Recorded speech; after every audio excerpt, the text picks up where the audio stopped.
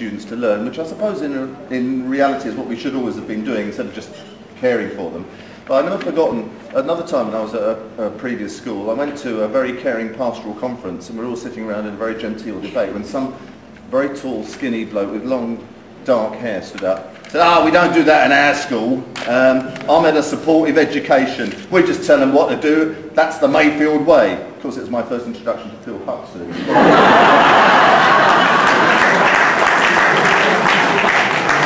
I thought, God, I hope I never end up in Mayfield. It sounds so tough. And of course, about a year later, yeah, it's just the way it goes. Anyway, so yeah, that's what I learned there. So obviously the pastoral team, and I must admit, you know, people like Rhett and Joe Tucker and, you know, Anne Kavanagh, I hope she's here, you know, have been stalwart members of the pastoral team, and our meetings are always droll affairs, I think, in the best possible sense. I just have to mention a couple of colleagues who are no longer with us.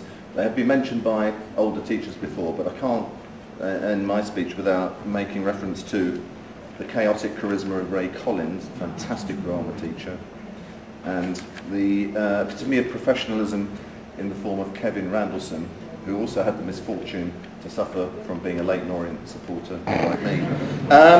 Attitudes to technology have changed. In the old days when I was at school, teachers threw board rubbers at you and chalk if you were lucky, rather than the board rubber. I used chalk, then I used those felt tip things on the whiteboards, and now it's all interactive Moodle and Scalaris. I never did understand what all that meant, but sorry, Nikki. I'm sure it's all very helpful, and I'm sure you'll enjoy using it in years to come.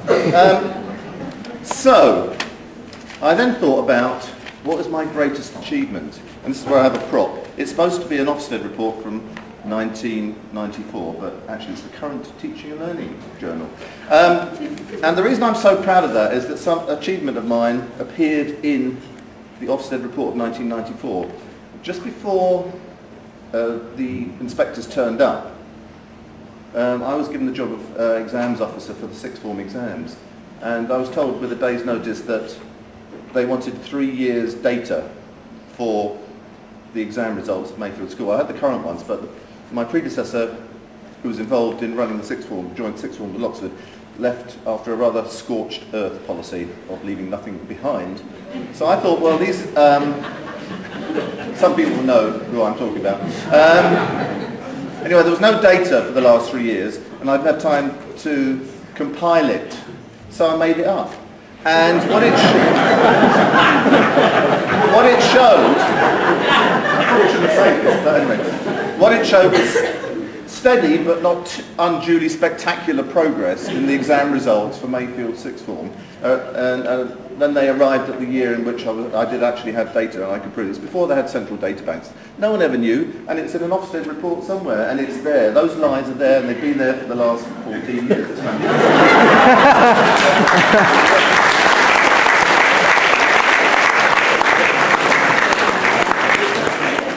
So, really,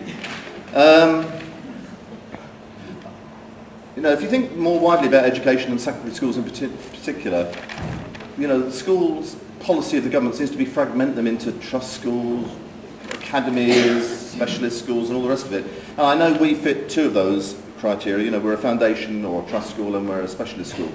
But fundamentally, you know, I think what Mayfield is a truly community school. And I think the staff now reflect more the community than they even did when I first started teaching. So I think really that Mayfield is a fantastic place to work in and to be a part of. And the kids appreciate it, and that's really something I noticed since 1982. The kids, in terms of maybe ethnicity and other things, have changed enormously, because that reflects the demographic composition of the area. But they're all somehow indefinably Mayfield kids, and basically most of them are quite nice kids, and some of them are fantastic kids, flipping marvellous kids.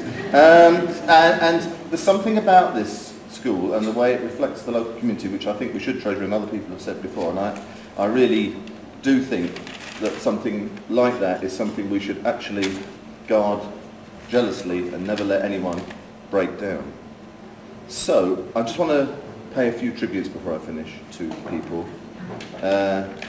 the Cafe May lunch gang, Steve, Mick and Indy.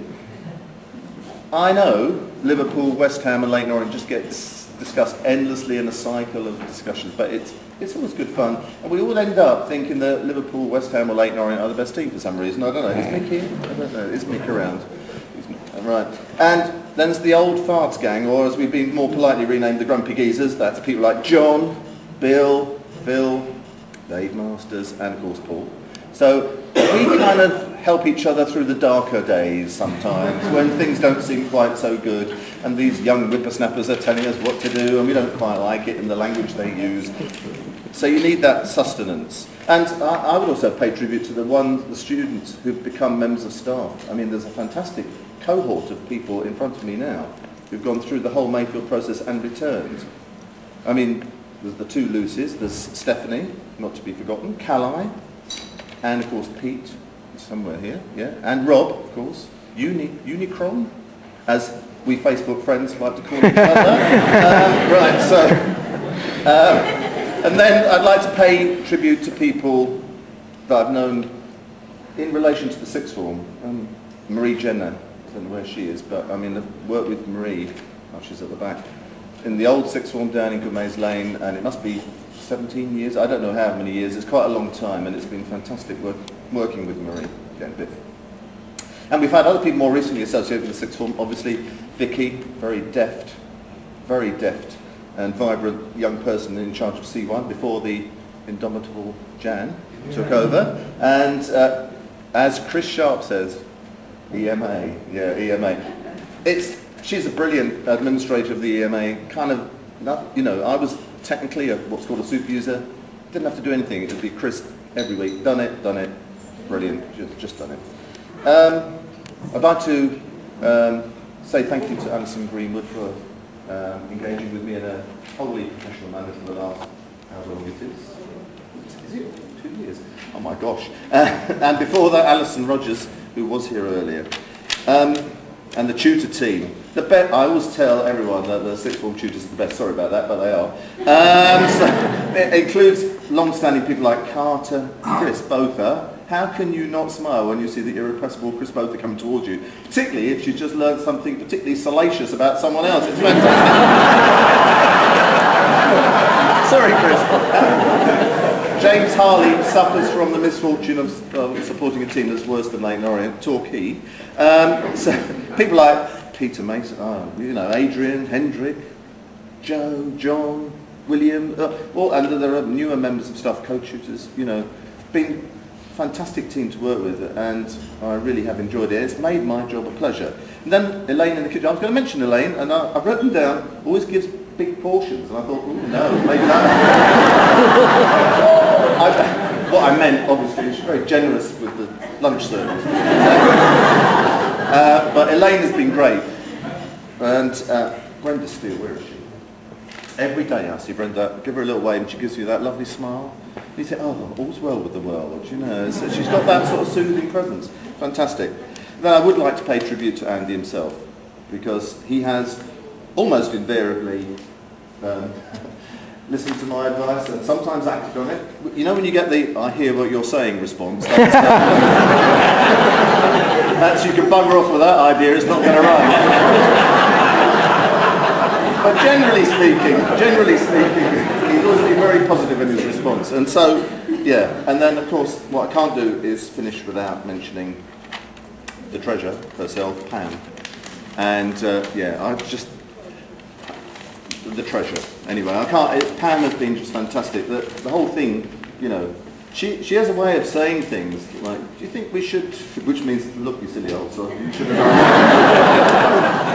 And it's just a brilliant touch, and it's been fantastic. So, I'd like to say thanks very much for all the fantastic gifts I've had from all sorts of people over the last days and weeks. And honestly, I am overwhelmed by your generosity. I'm handing over to Hardeep, who will love the job because it's a brilliant job and you will be brilliant at it. So all I'm going to say is thank you, good night.